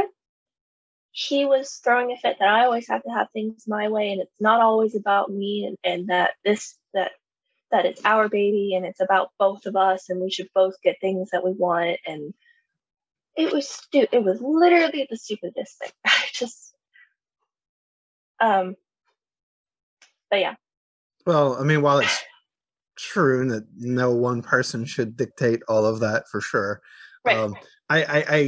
I struggle to conceive of the thought that it was all about you when he came to you in a time of emotional need and literally told you it's not about you at all. If you have feelings, go take them somewhere else, because I don't have anything for you. It's back to the emotional desert again. It was. Again, and that's just the way witnesses often react to things. Yeah, it was terrible. And at this point, we've been involving the elders frequently. And the elders, they knew in detail the bad things that were happening at home. And I just kept getting told, if you just keep being a good wife, if you just keep giving your best to Jehovah, it's going to get better. And I really believed that. I really wanted to believe that. But it wasn't getting better. It just kept getting worse. And so then... Did that ever work for your mom? Right. I was like, I have a firsthand example in my life of what that looks like. I didn't believe it. I wanted to. I really, really wanted to believe that that was what was going to happen, but I didn't. So yeah, it was unpleasant. And things just went from bad to worse. And the elders, once again, the elders at this time were there for me, at least. They were there for me. The different elders, different congregation, they were supportive and they were there for me, and they did listen and they did take their time to try to help, but it was not helpful, because they weren't giving me practical things to do or utilize within my relationship. Because they're not counselors. They're completely unqualified men of authority who have no additional insight into relationships or how to help people solve things. They just kept... Well, no, and they're using a thousands of years old book to try to tell you how to be in the way that women were often treated.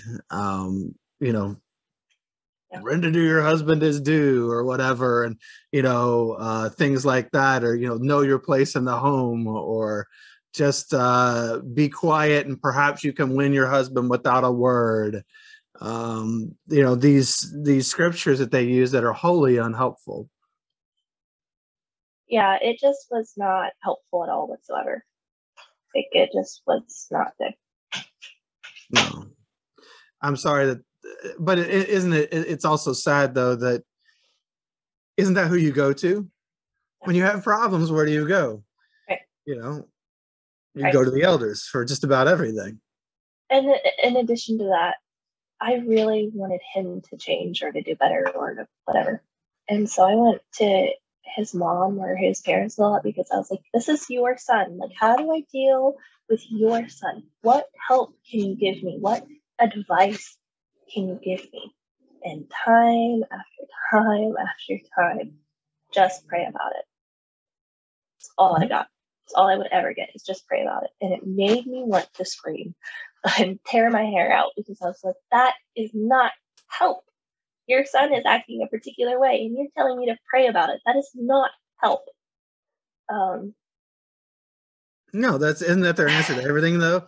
Pray more, attend the meetings, go out and service more. Jehovah will make it all better. Yeah.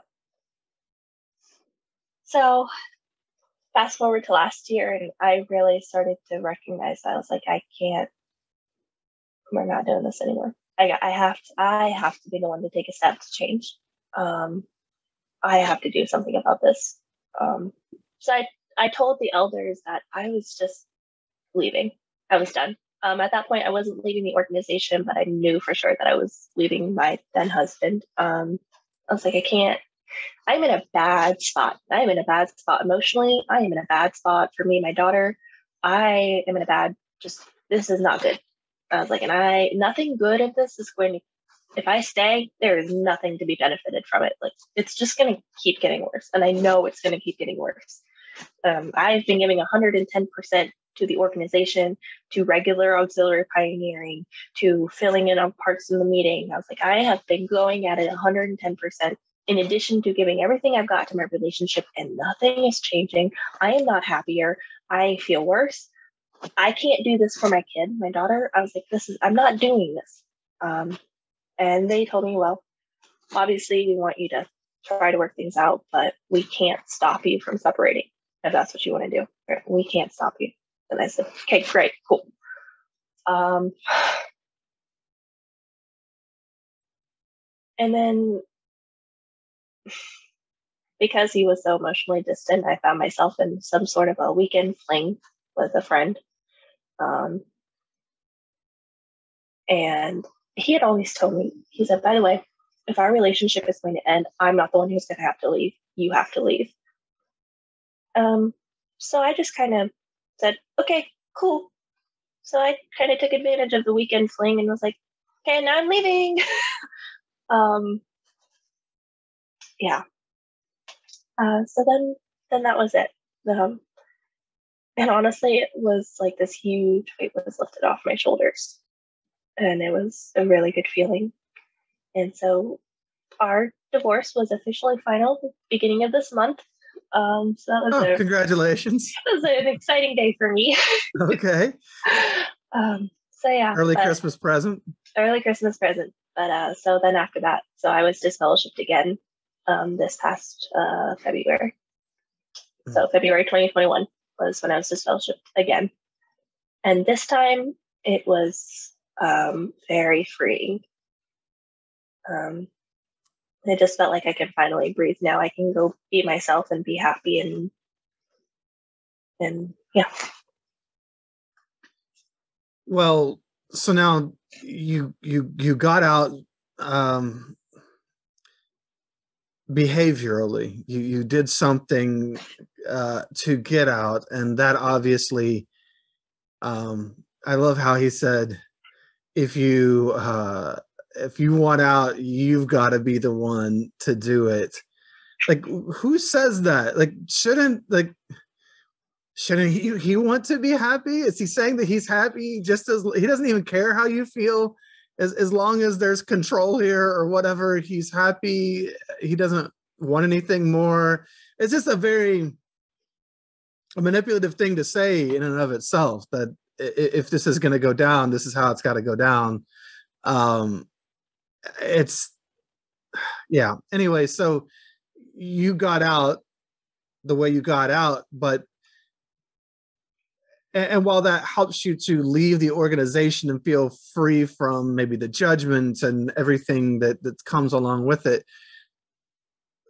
was there a point at which you started to wake up mentally, emotionally, spiritually to, some of the religious trauma that you had experienced, and just, I don't know, the wholly unhealthy environment that you had been raised in? Yeah.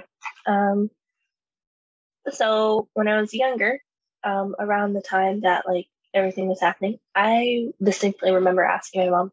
It was around this time that I changed my view about death. That I asked my mom. I said, "So, what if it isn't true? What if? Just what if? Throwing it out there." And she hit me with, "Well, if it isn't, then it isn't. But you can at least take solace in knowing that you've lived a good, clean life." Okay, cool. Hashtag best life ever. Right.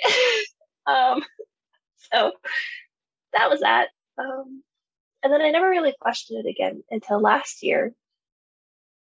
My sister and I went on vacation together. It was just two of us with our kids. We each have one kid, so it was just the four of us. We went down to see my dad. My dad is very back in his dictatorship ways about being a witness. So that was not pleasant. But another word for dictator is often narcissist. Yeah, he and my ex-husband are class A narcissists. Like, that is them. There you go. On our way back from Florida, we were just talking, and I was doing my spiel of like, because I knew that my sister was like, inactive, not really doing anything. And so I gave my spiel about, you should come back, and da da da da da, and there's not a lot of time left, and I just want you to be happy. And obviously, she's still married to a non-witness. And all of a sudden, she just like came at me very aggressively, because that's my sister's personality. Well, also, people tend to do that when they've been holding in a lot for a long time. And I think that's what that was. And she just came at me about, do you realize that like Jehovah's just going to murder people? She's like, does that register to you that he's just going to murder people and murder my husband and murder my kid and murder his family and like probably murder me? Like, does that not register for you that like he's just going to murder people? And I was like, I did my thing where I'd like tried to explain or justify it away or whatever. And then later on, she goes, she's like, you also have to think about the governing body. Do you realize something? The governing body is not how it is portrayed to you. Like, it is not that at all. And I was like, what are you talking about? Because then I was confused. And then she went on, she was like, did it ever occur to you that like Granny came in the truth at the exact point in time when like the end was supposed to come? Did it ever occur to you that she convinced Grandpa to come into the truth? Because Grandpa didn't come into the truth for many years after that. She's like, did it ever occur to you that the only reason she probably convinced him to come into the truth was because he was in a wheelchair for his entire life? I was like, she's like, does any of that not seem questionable to you? And I was like, no, not at this point. Now it does, but no. And so, that was kind of that. And we just kind of left it at that. I didn't ask any more questions. She didn't say anything else. And then all the shit hit the fan with me and my ex-husband. And I started reliving all of this trauma again of not having help when I needed help. And I just started going, why would somebody, or why would a group of people encourage people to stay in unhealthy situations and then not lend the support that these people need? Or why would they encourage people to stay in abusive relationships in general? Like, that's wrong. And it's wrong to force people to stay together. It's wrong to encourage this kind of behavior. It's wrong for all these other reasons. I was like, why am I a part of that? Why am I a part of a group of people who actively encourages people to live unhealthy lives? Like, I don't want that. I don't want my kid to live like that. Like, that's not what I want for her. Why do I want that for myself? Why would I want to encourage other people to live that. Um, yeah. And then her and I just, my sister and I, really just started talking, and all of a sudden it was like we had a friendship now. We had a relationship with each other. We like understood each other better. And so many things just started to make sense. um, and I, a friend of mine, then told me about your podcast. And so I started listening, and I was like, oh my God, like that's my life. Those are things that I've experienced and things that I've felt, and like, what the heck? Like, um, and so, yeah, but really it all started with my sister just kind of coming at me last year. So Yeah. I'm grateful for her. And honestly, I'm because I sure, needed that. and honestly, I don't know how it was delivered, and we're not reliving all the details of that, but I wonder how much of it felt like somebody coming at you, just because any question of it to someone who's still kind of mentally in Right. feels like you have just been jumped in a back alley, because what she is questioning at the time, what she may be questioning something in your life, or even in your grandparents' life, but because you identify as one of Jehovah's Witnesses and your ego is attached to that label, it feels like a personal attack. Yeah. It feels like someone is coming at you when they're not even coming at you. They're just coming at a thing that you are around. Yeah, it was definitely it's intense though. It was a lot. It's intense. It is. And it probably brought up in that moment things you had questioned before, or things that you had seen. Sometimes it's about even more than what's being questioned in the moment, because again, pretty much of the belief that all Jehovah's Witnesses have doubts somewhere in there. They may not want to admit them, but they all have doubts. Right. Somewhere. Right. There's some Bible story. There's something they've been told from the organization. There's something they doubt. For me, it was always, and I can't remember the guy's name now, but they were carrying the Ark of the Covenant through the desert or whatever, and it started to fall, and the guy reached up and studied it, and God struck him dead. I could never, ever reconcile that story. It never made sense to me.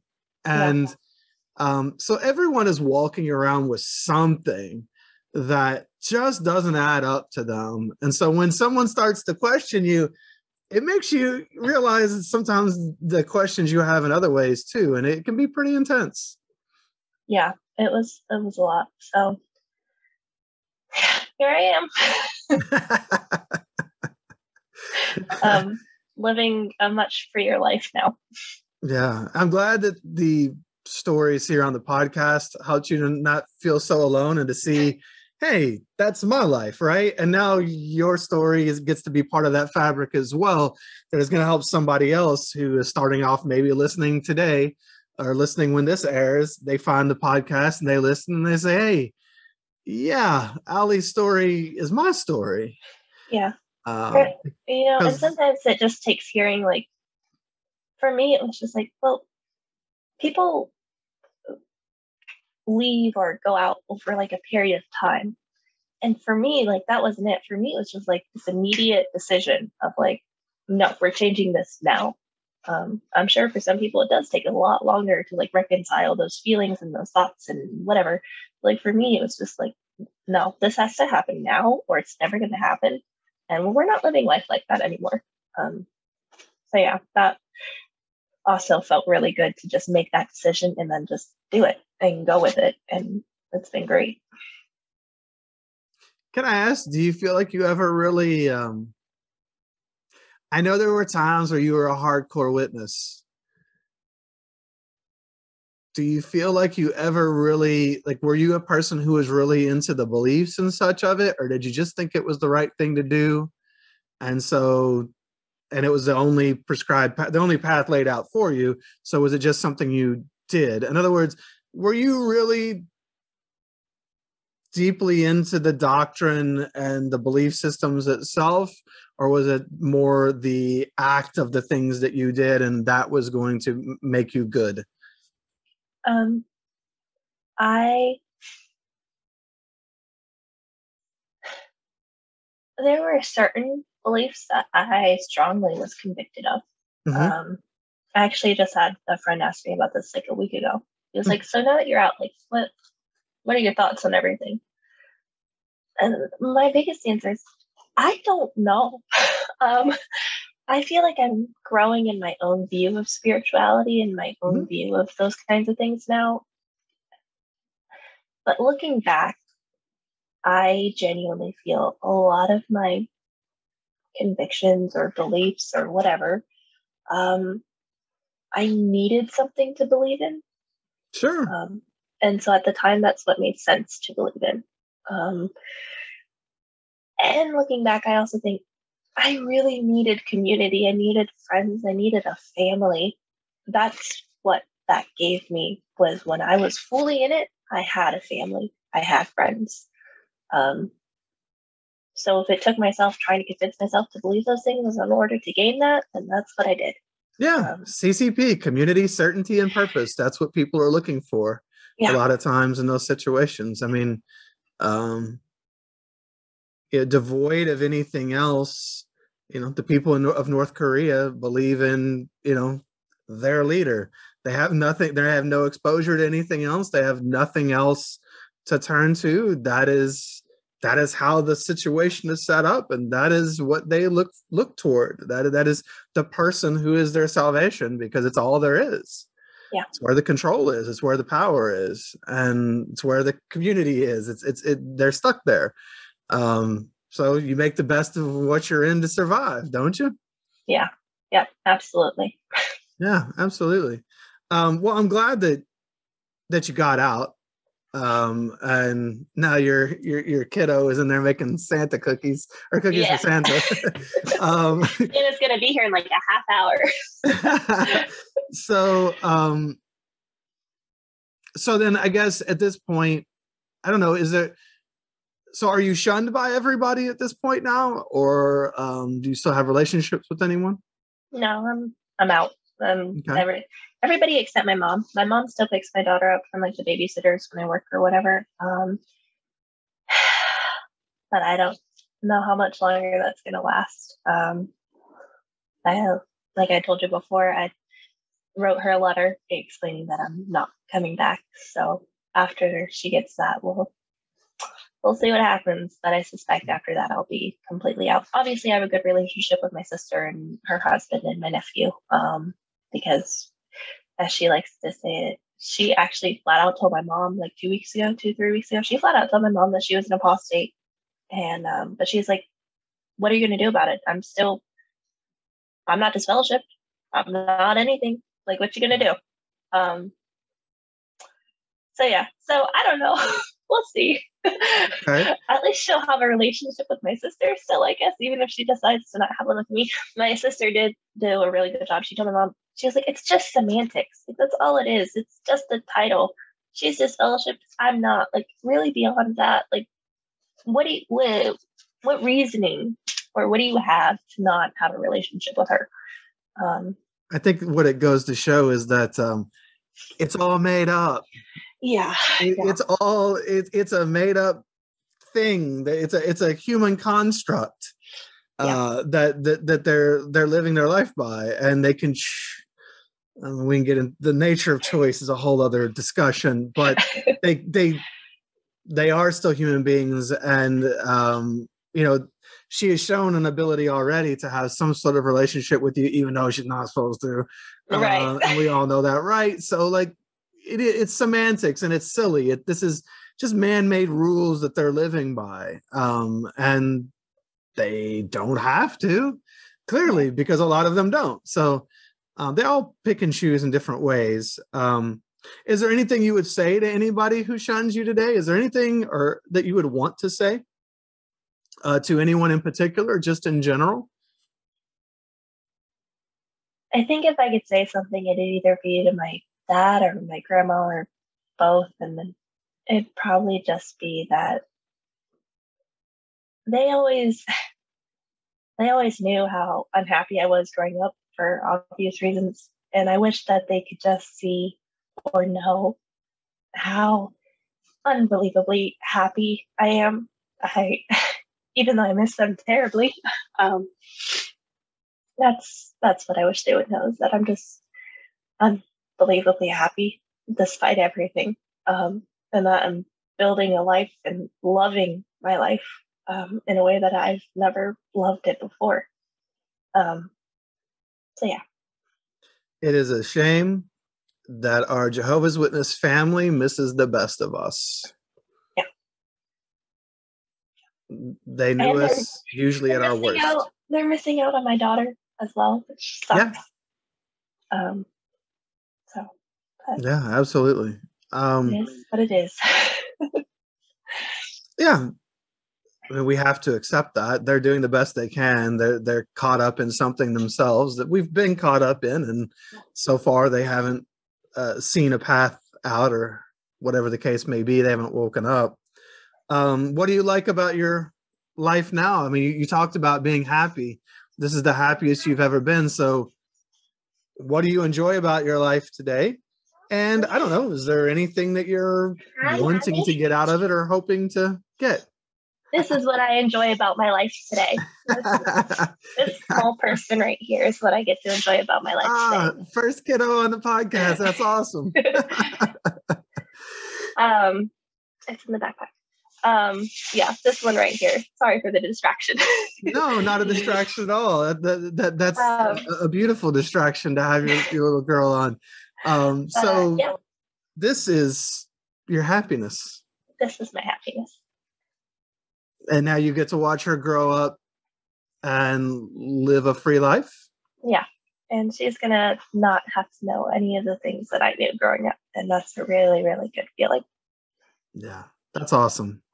Well, I hope you all have a wonderful life going forward. On the short term, I hope you have a great first Christmas. I know that's coming up next week for you guys. This will be released after the holiday, but I know you got first Christmas coming up, and your little girl gets to enjoy it too. And she's got her cookies ready for Santa. So yes, she does. Can you say Merry Christmas to everybody? Can you say it? No? Okay. Can you say hi? Can you leave? There you go. Well, Allie, I love that you decided to tell your story. I love that you broke yourself free, and that you broke free for that little girl right there too. And I wish you guys nothing but the best and hope you have a happy life. Thank you, Michael. Thank you.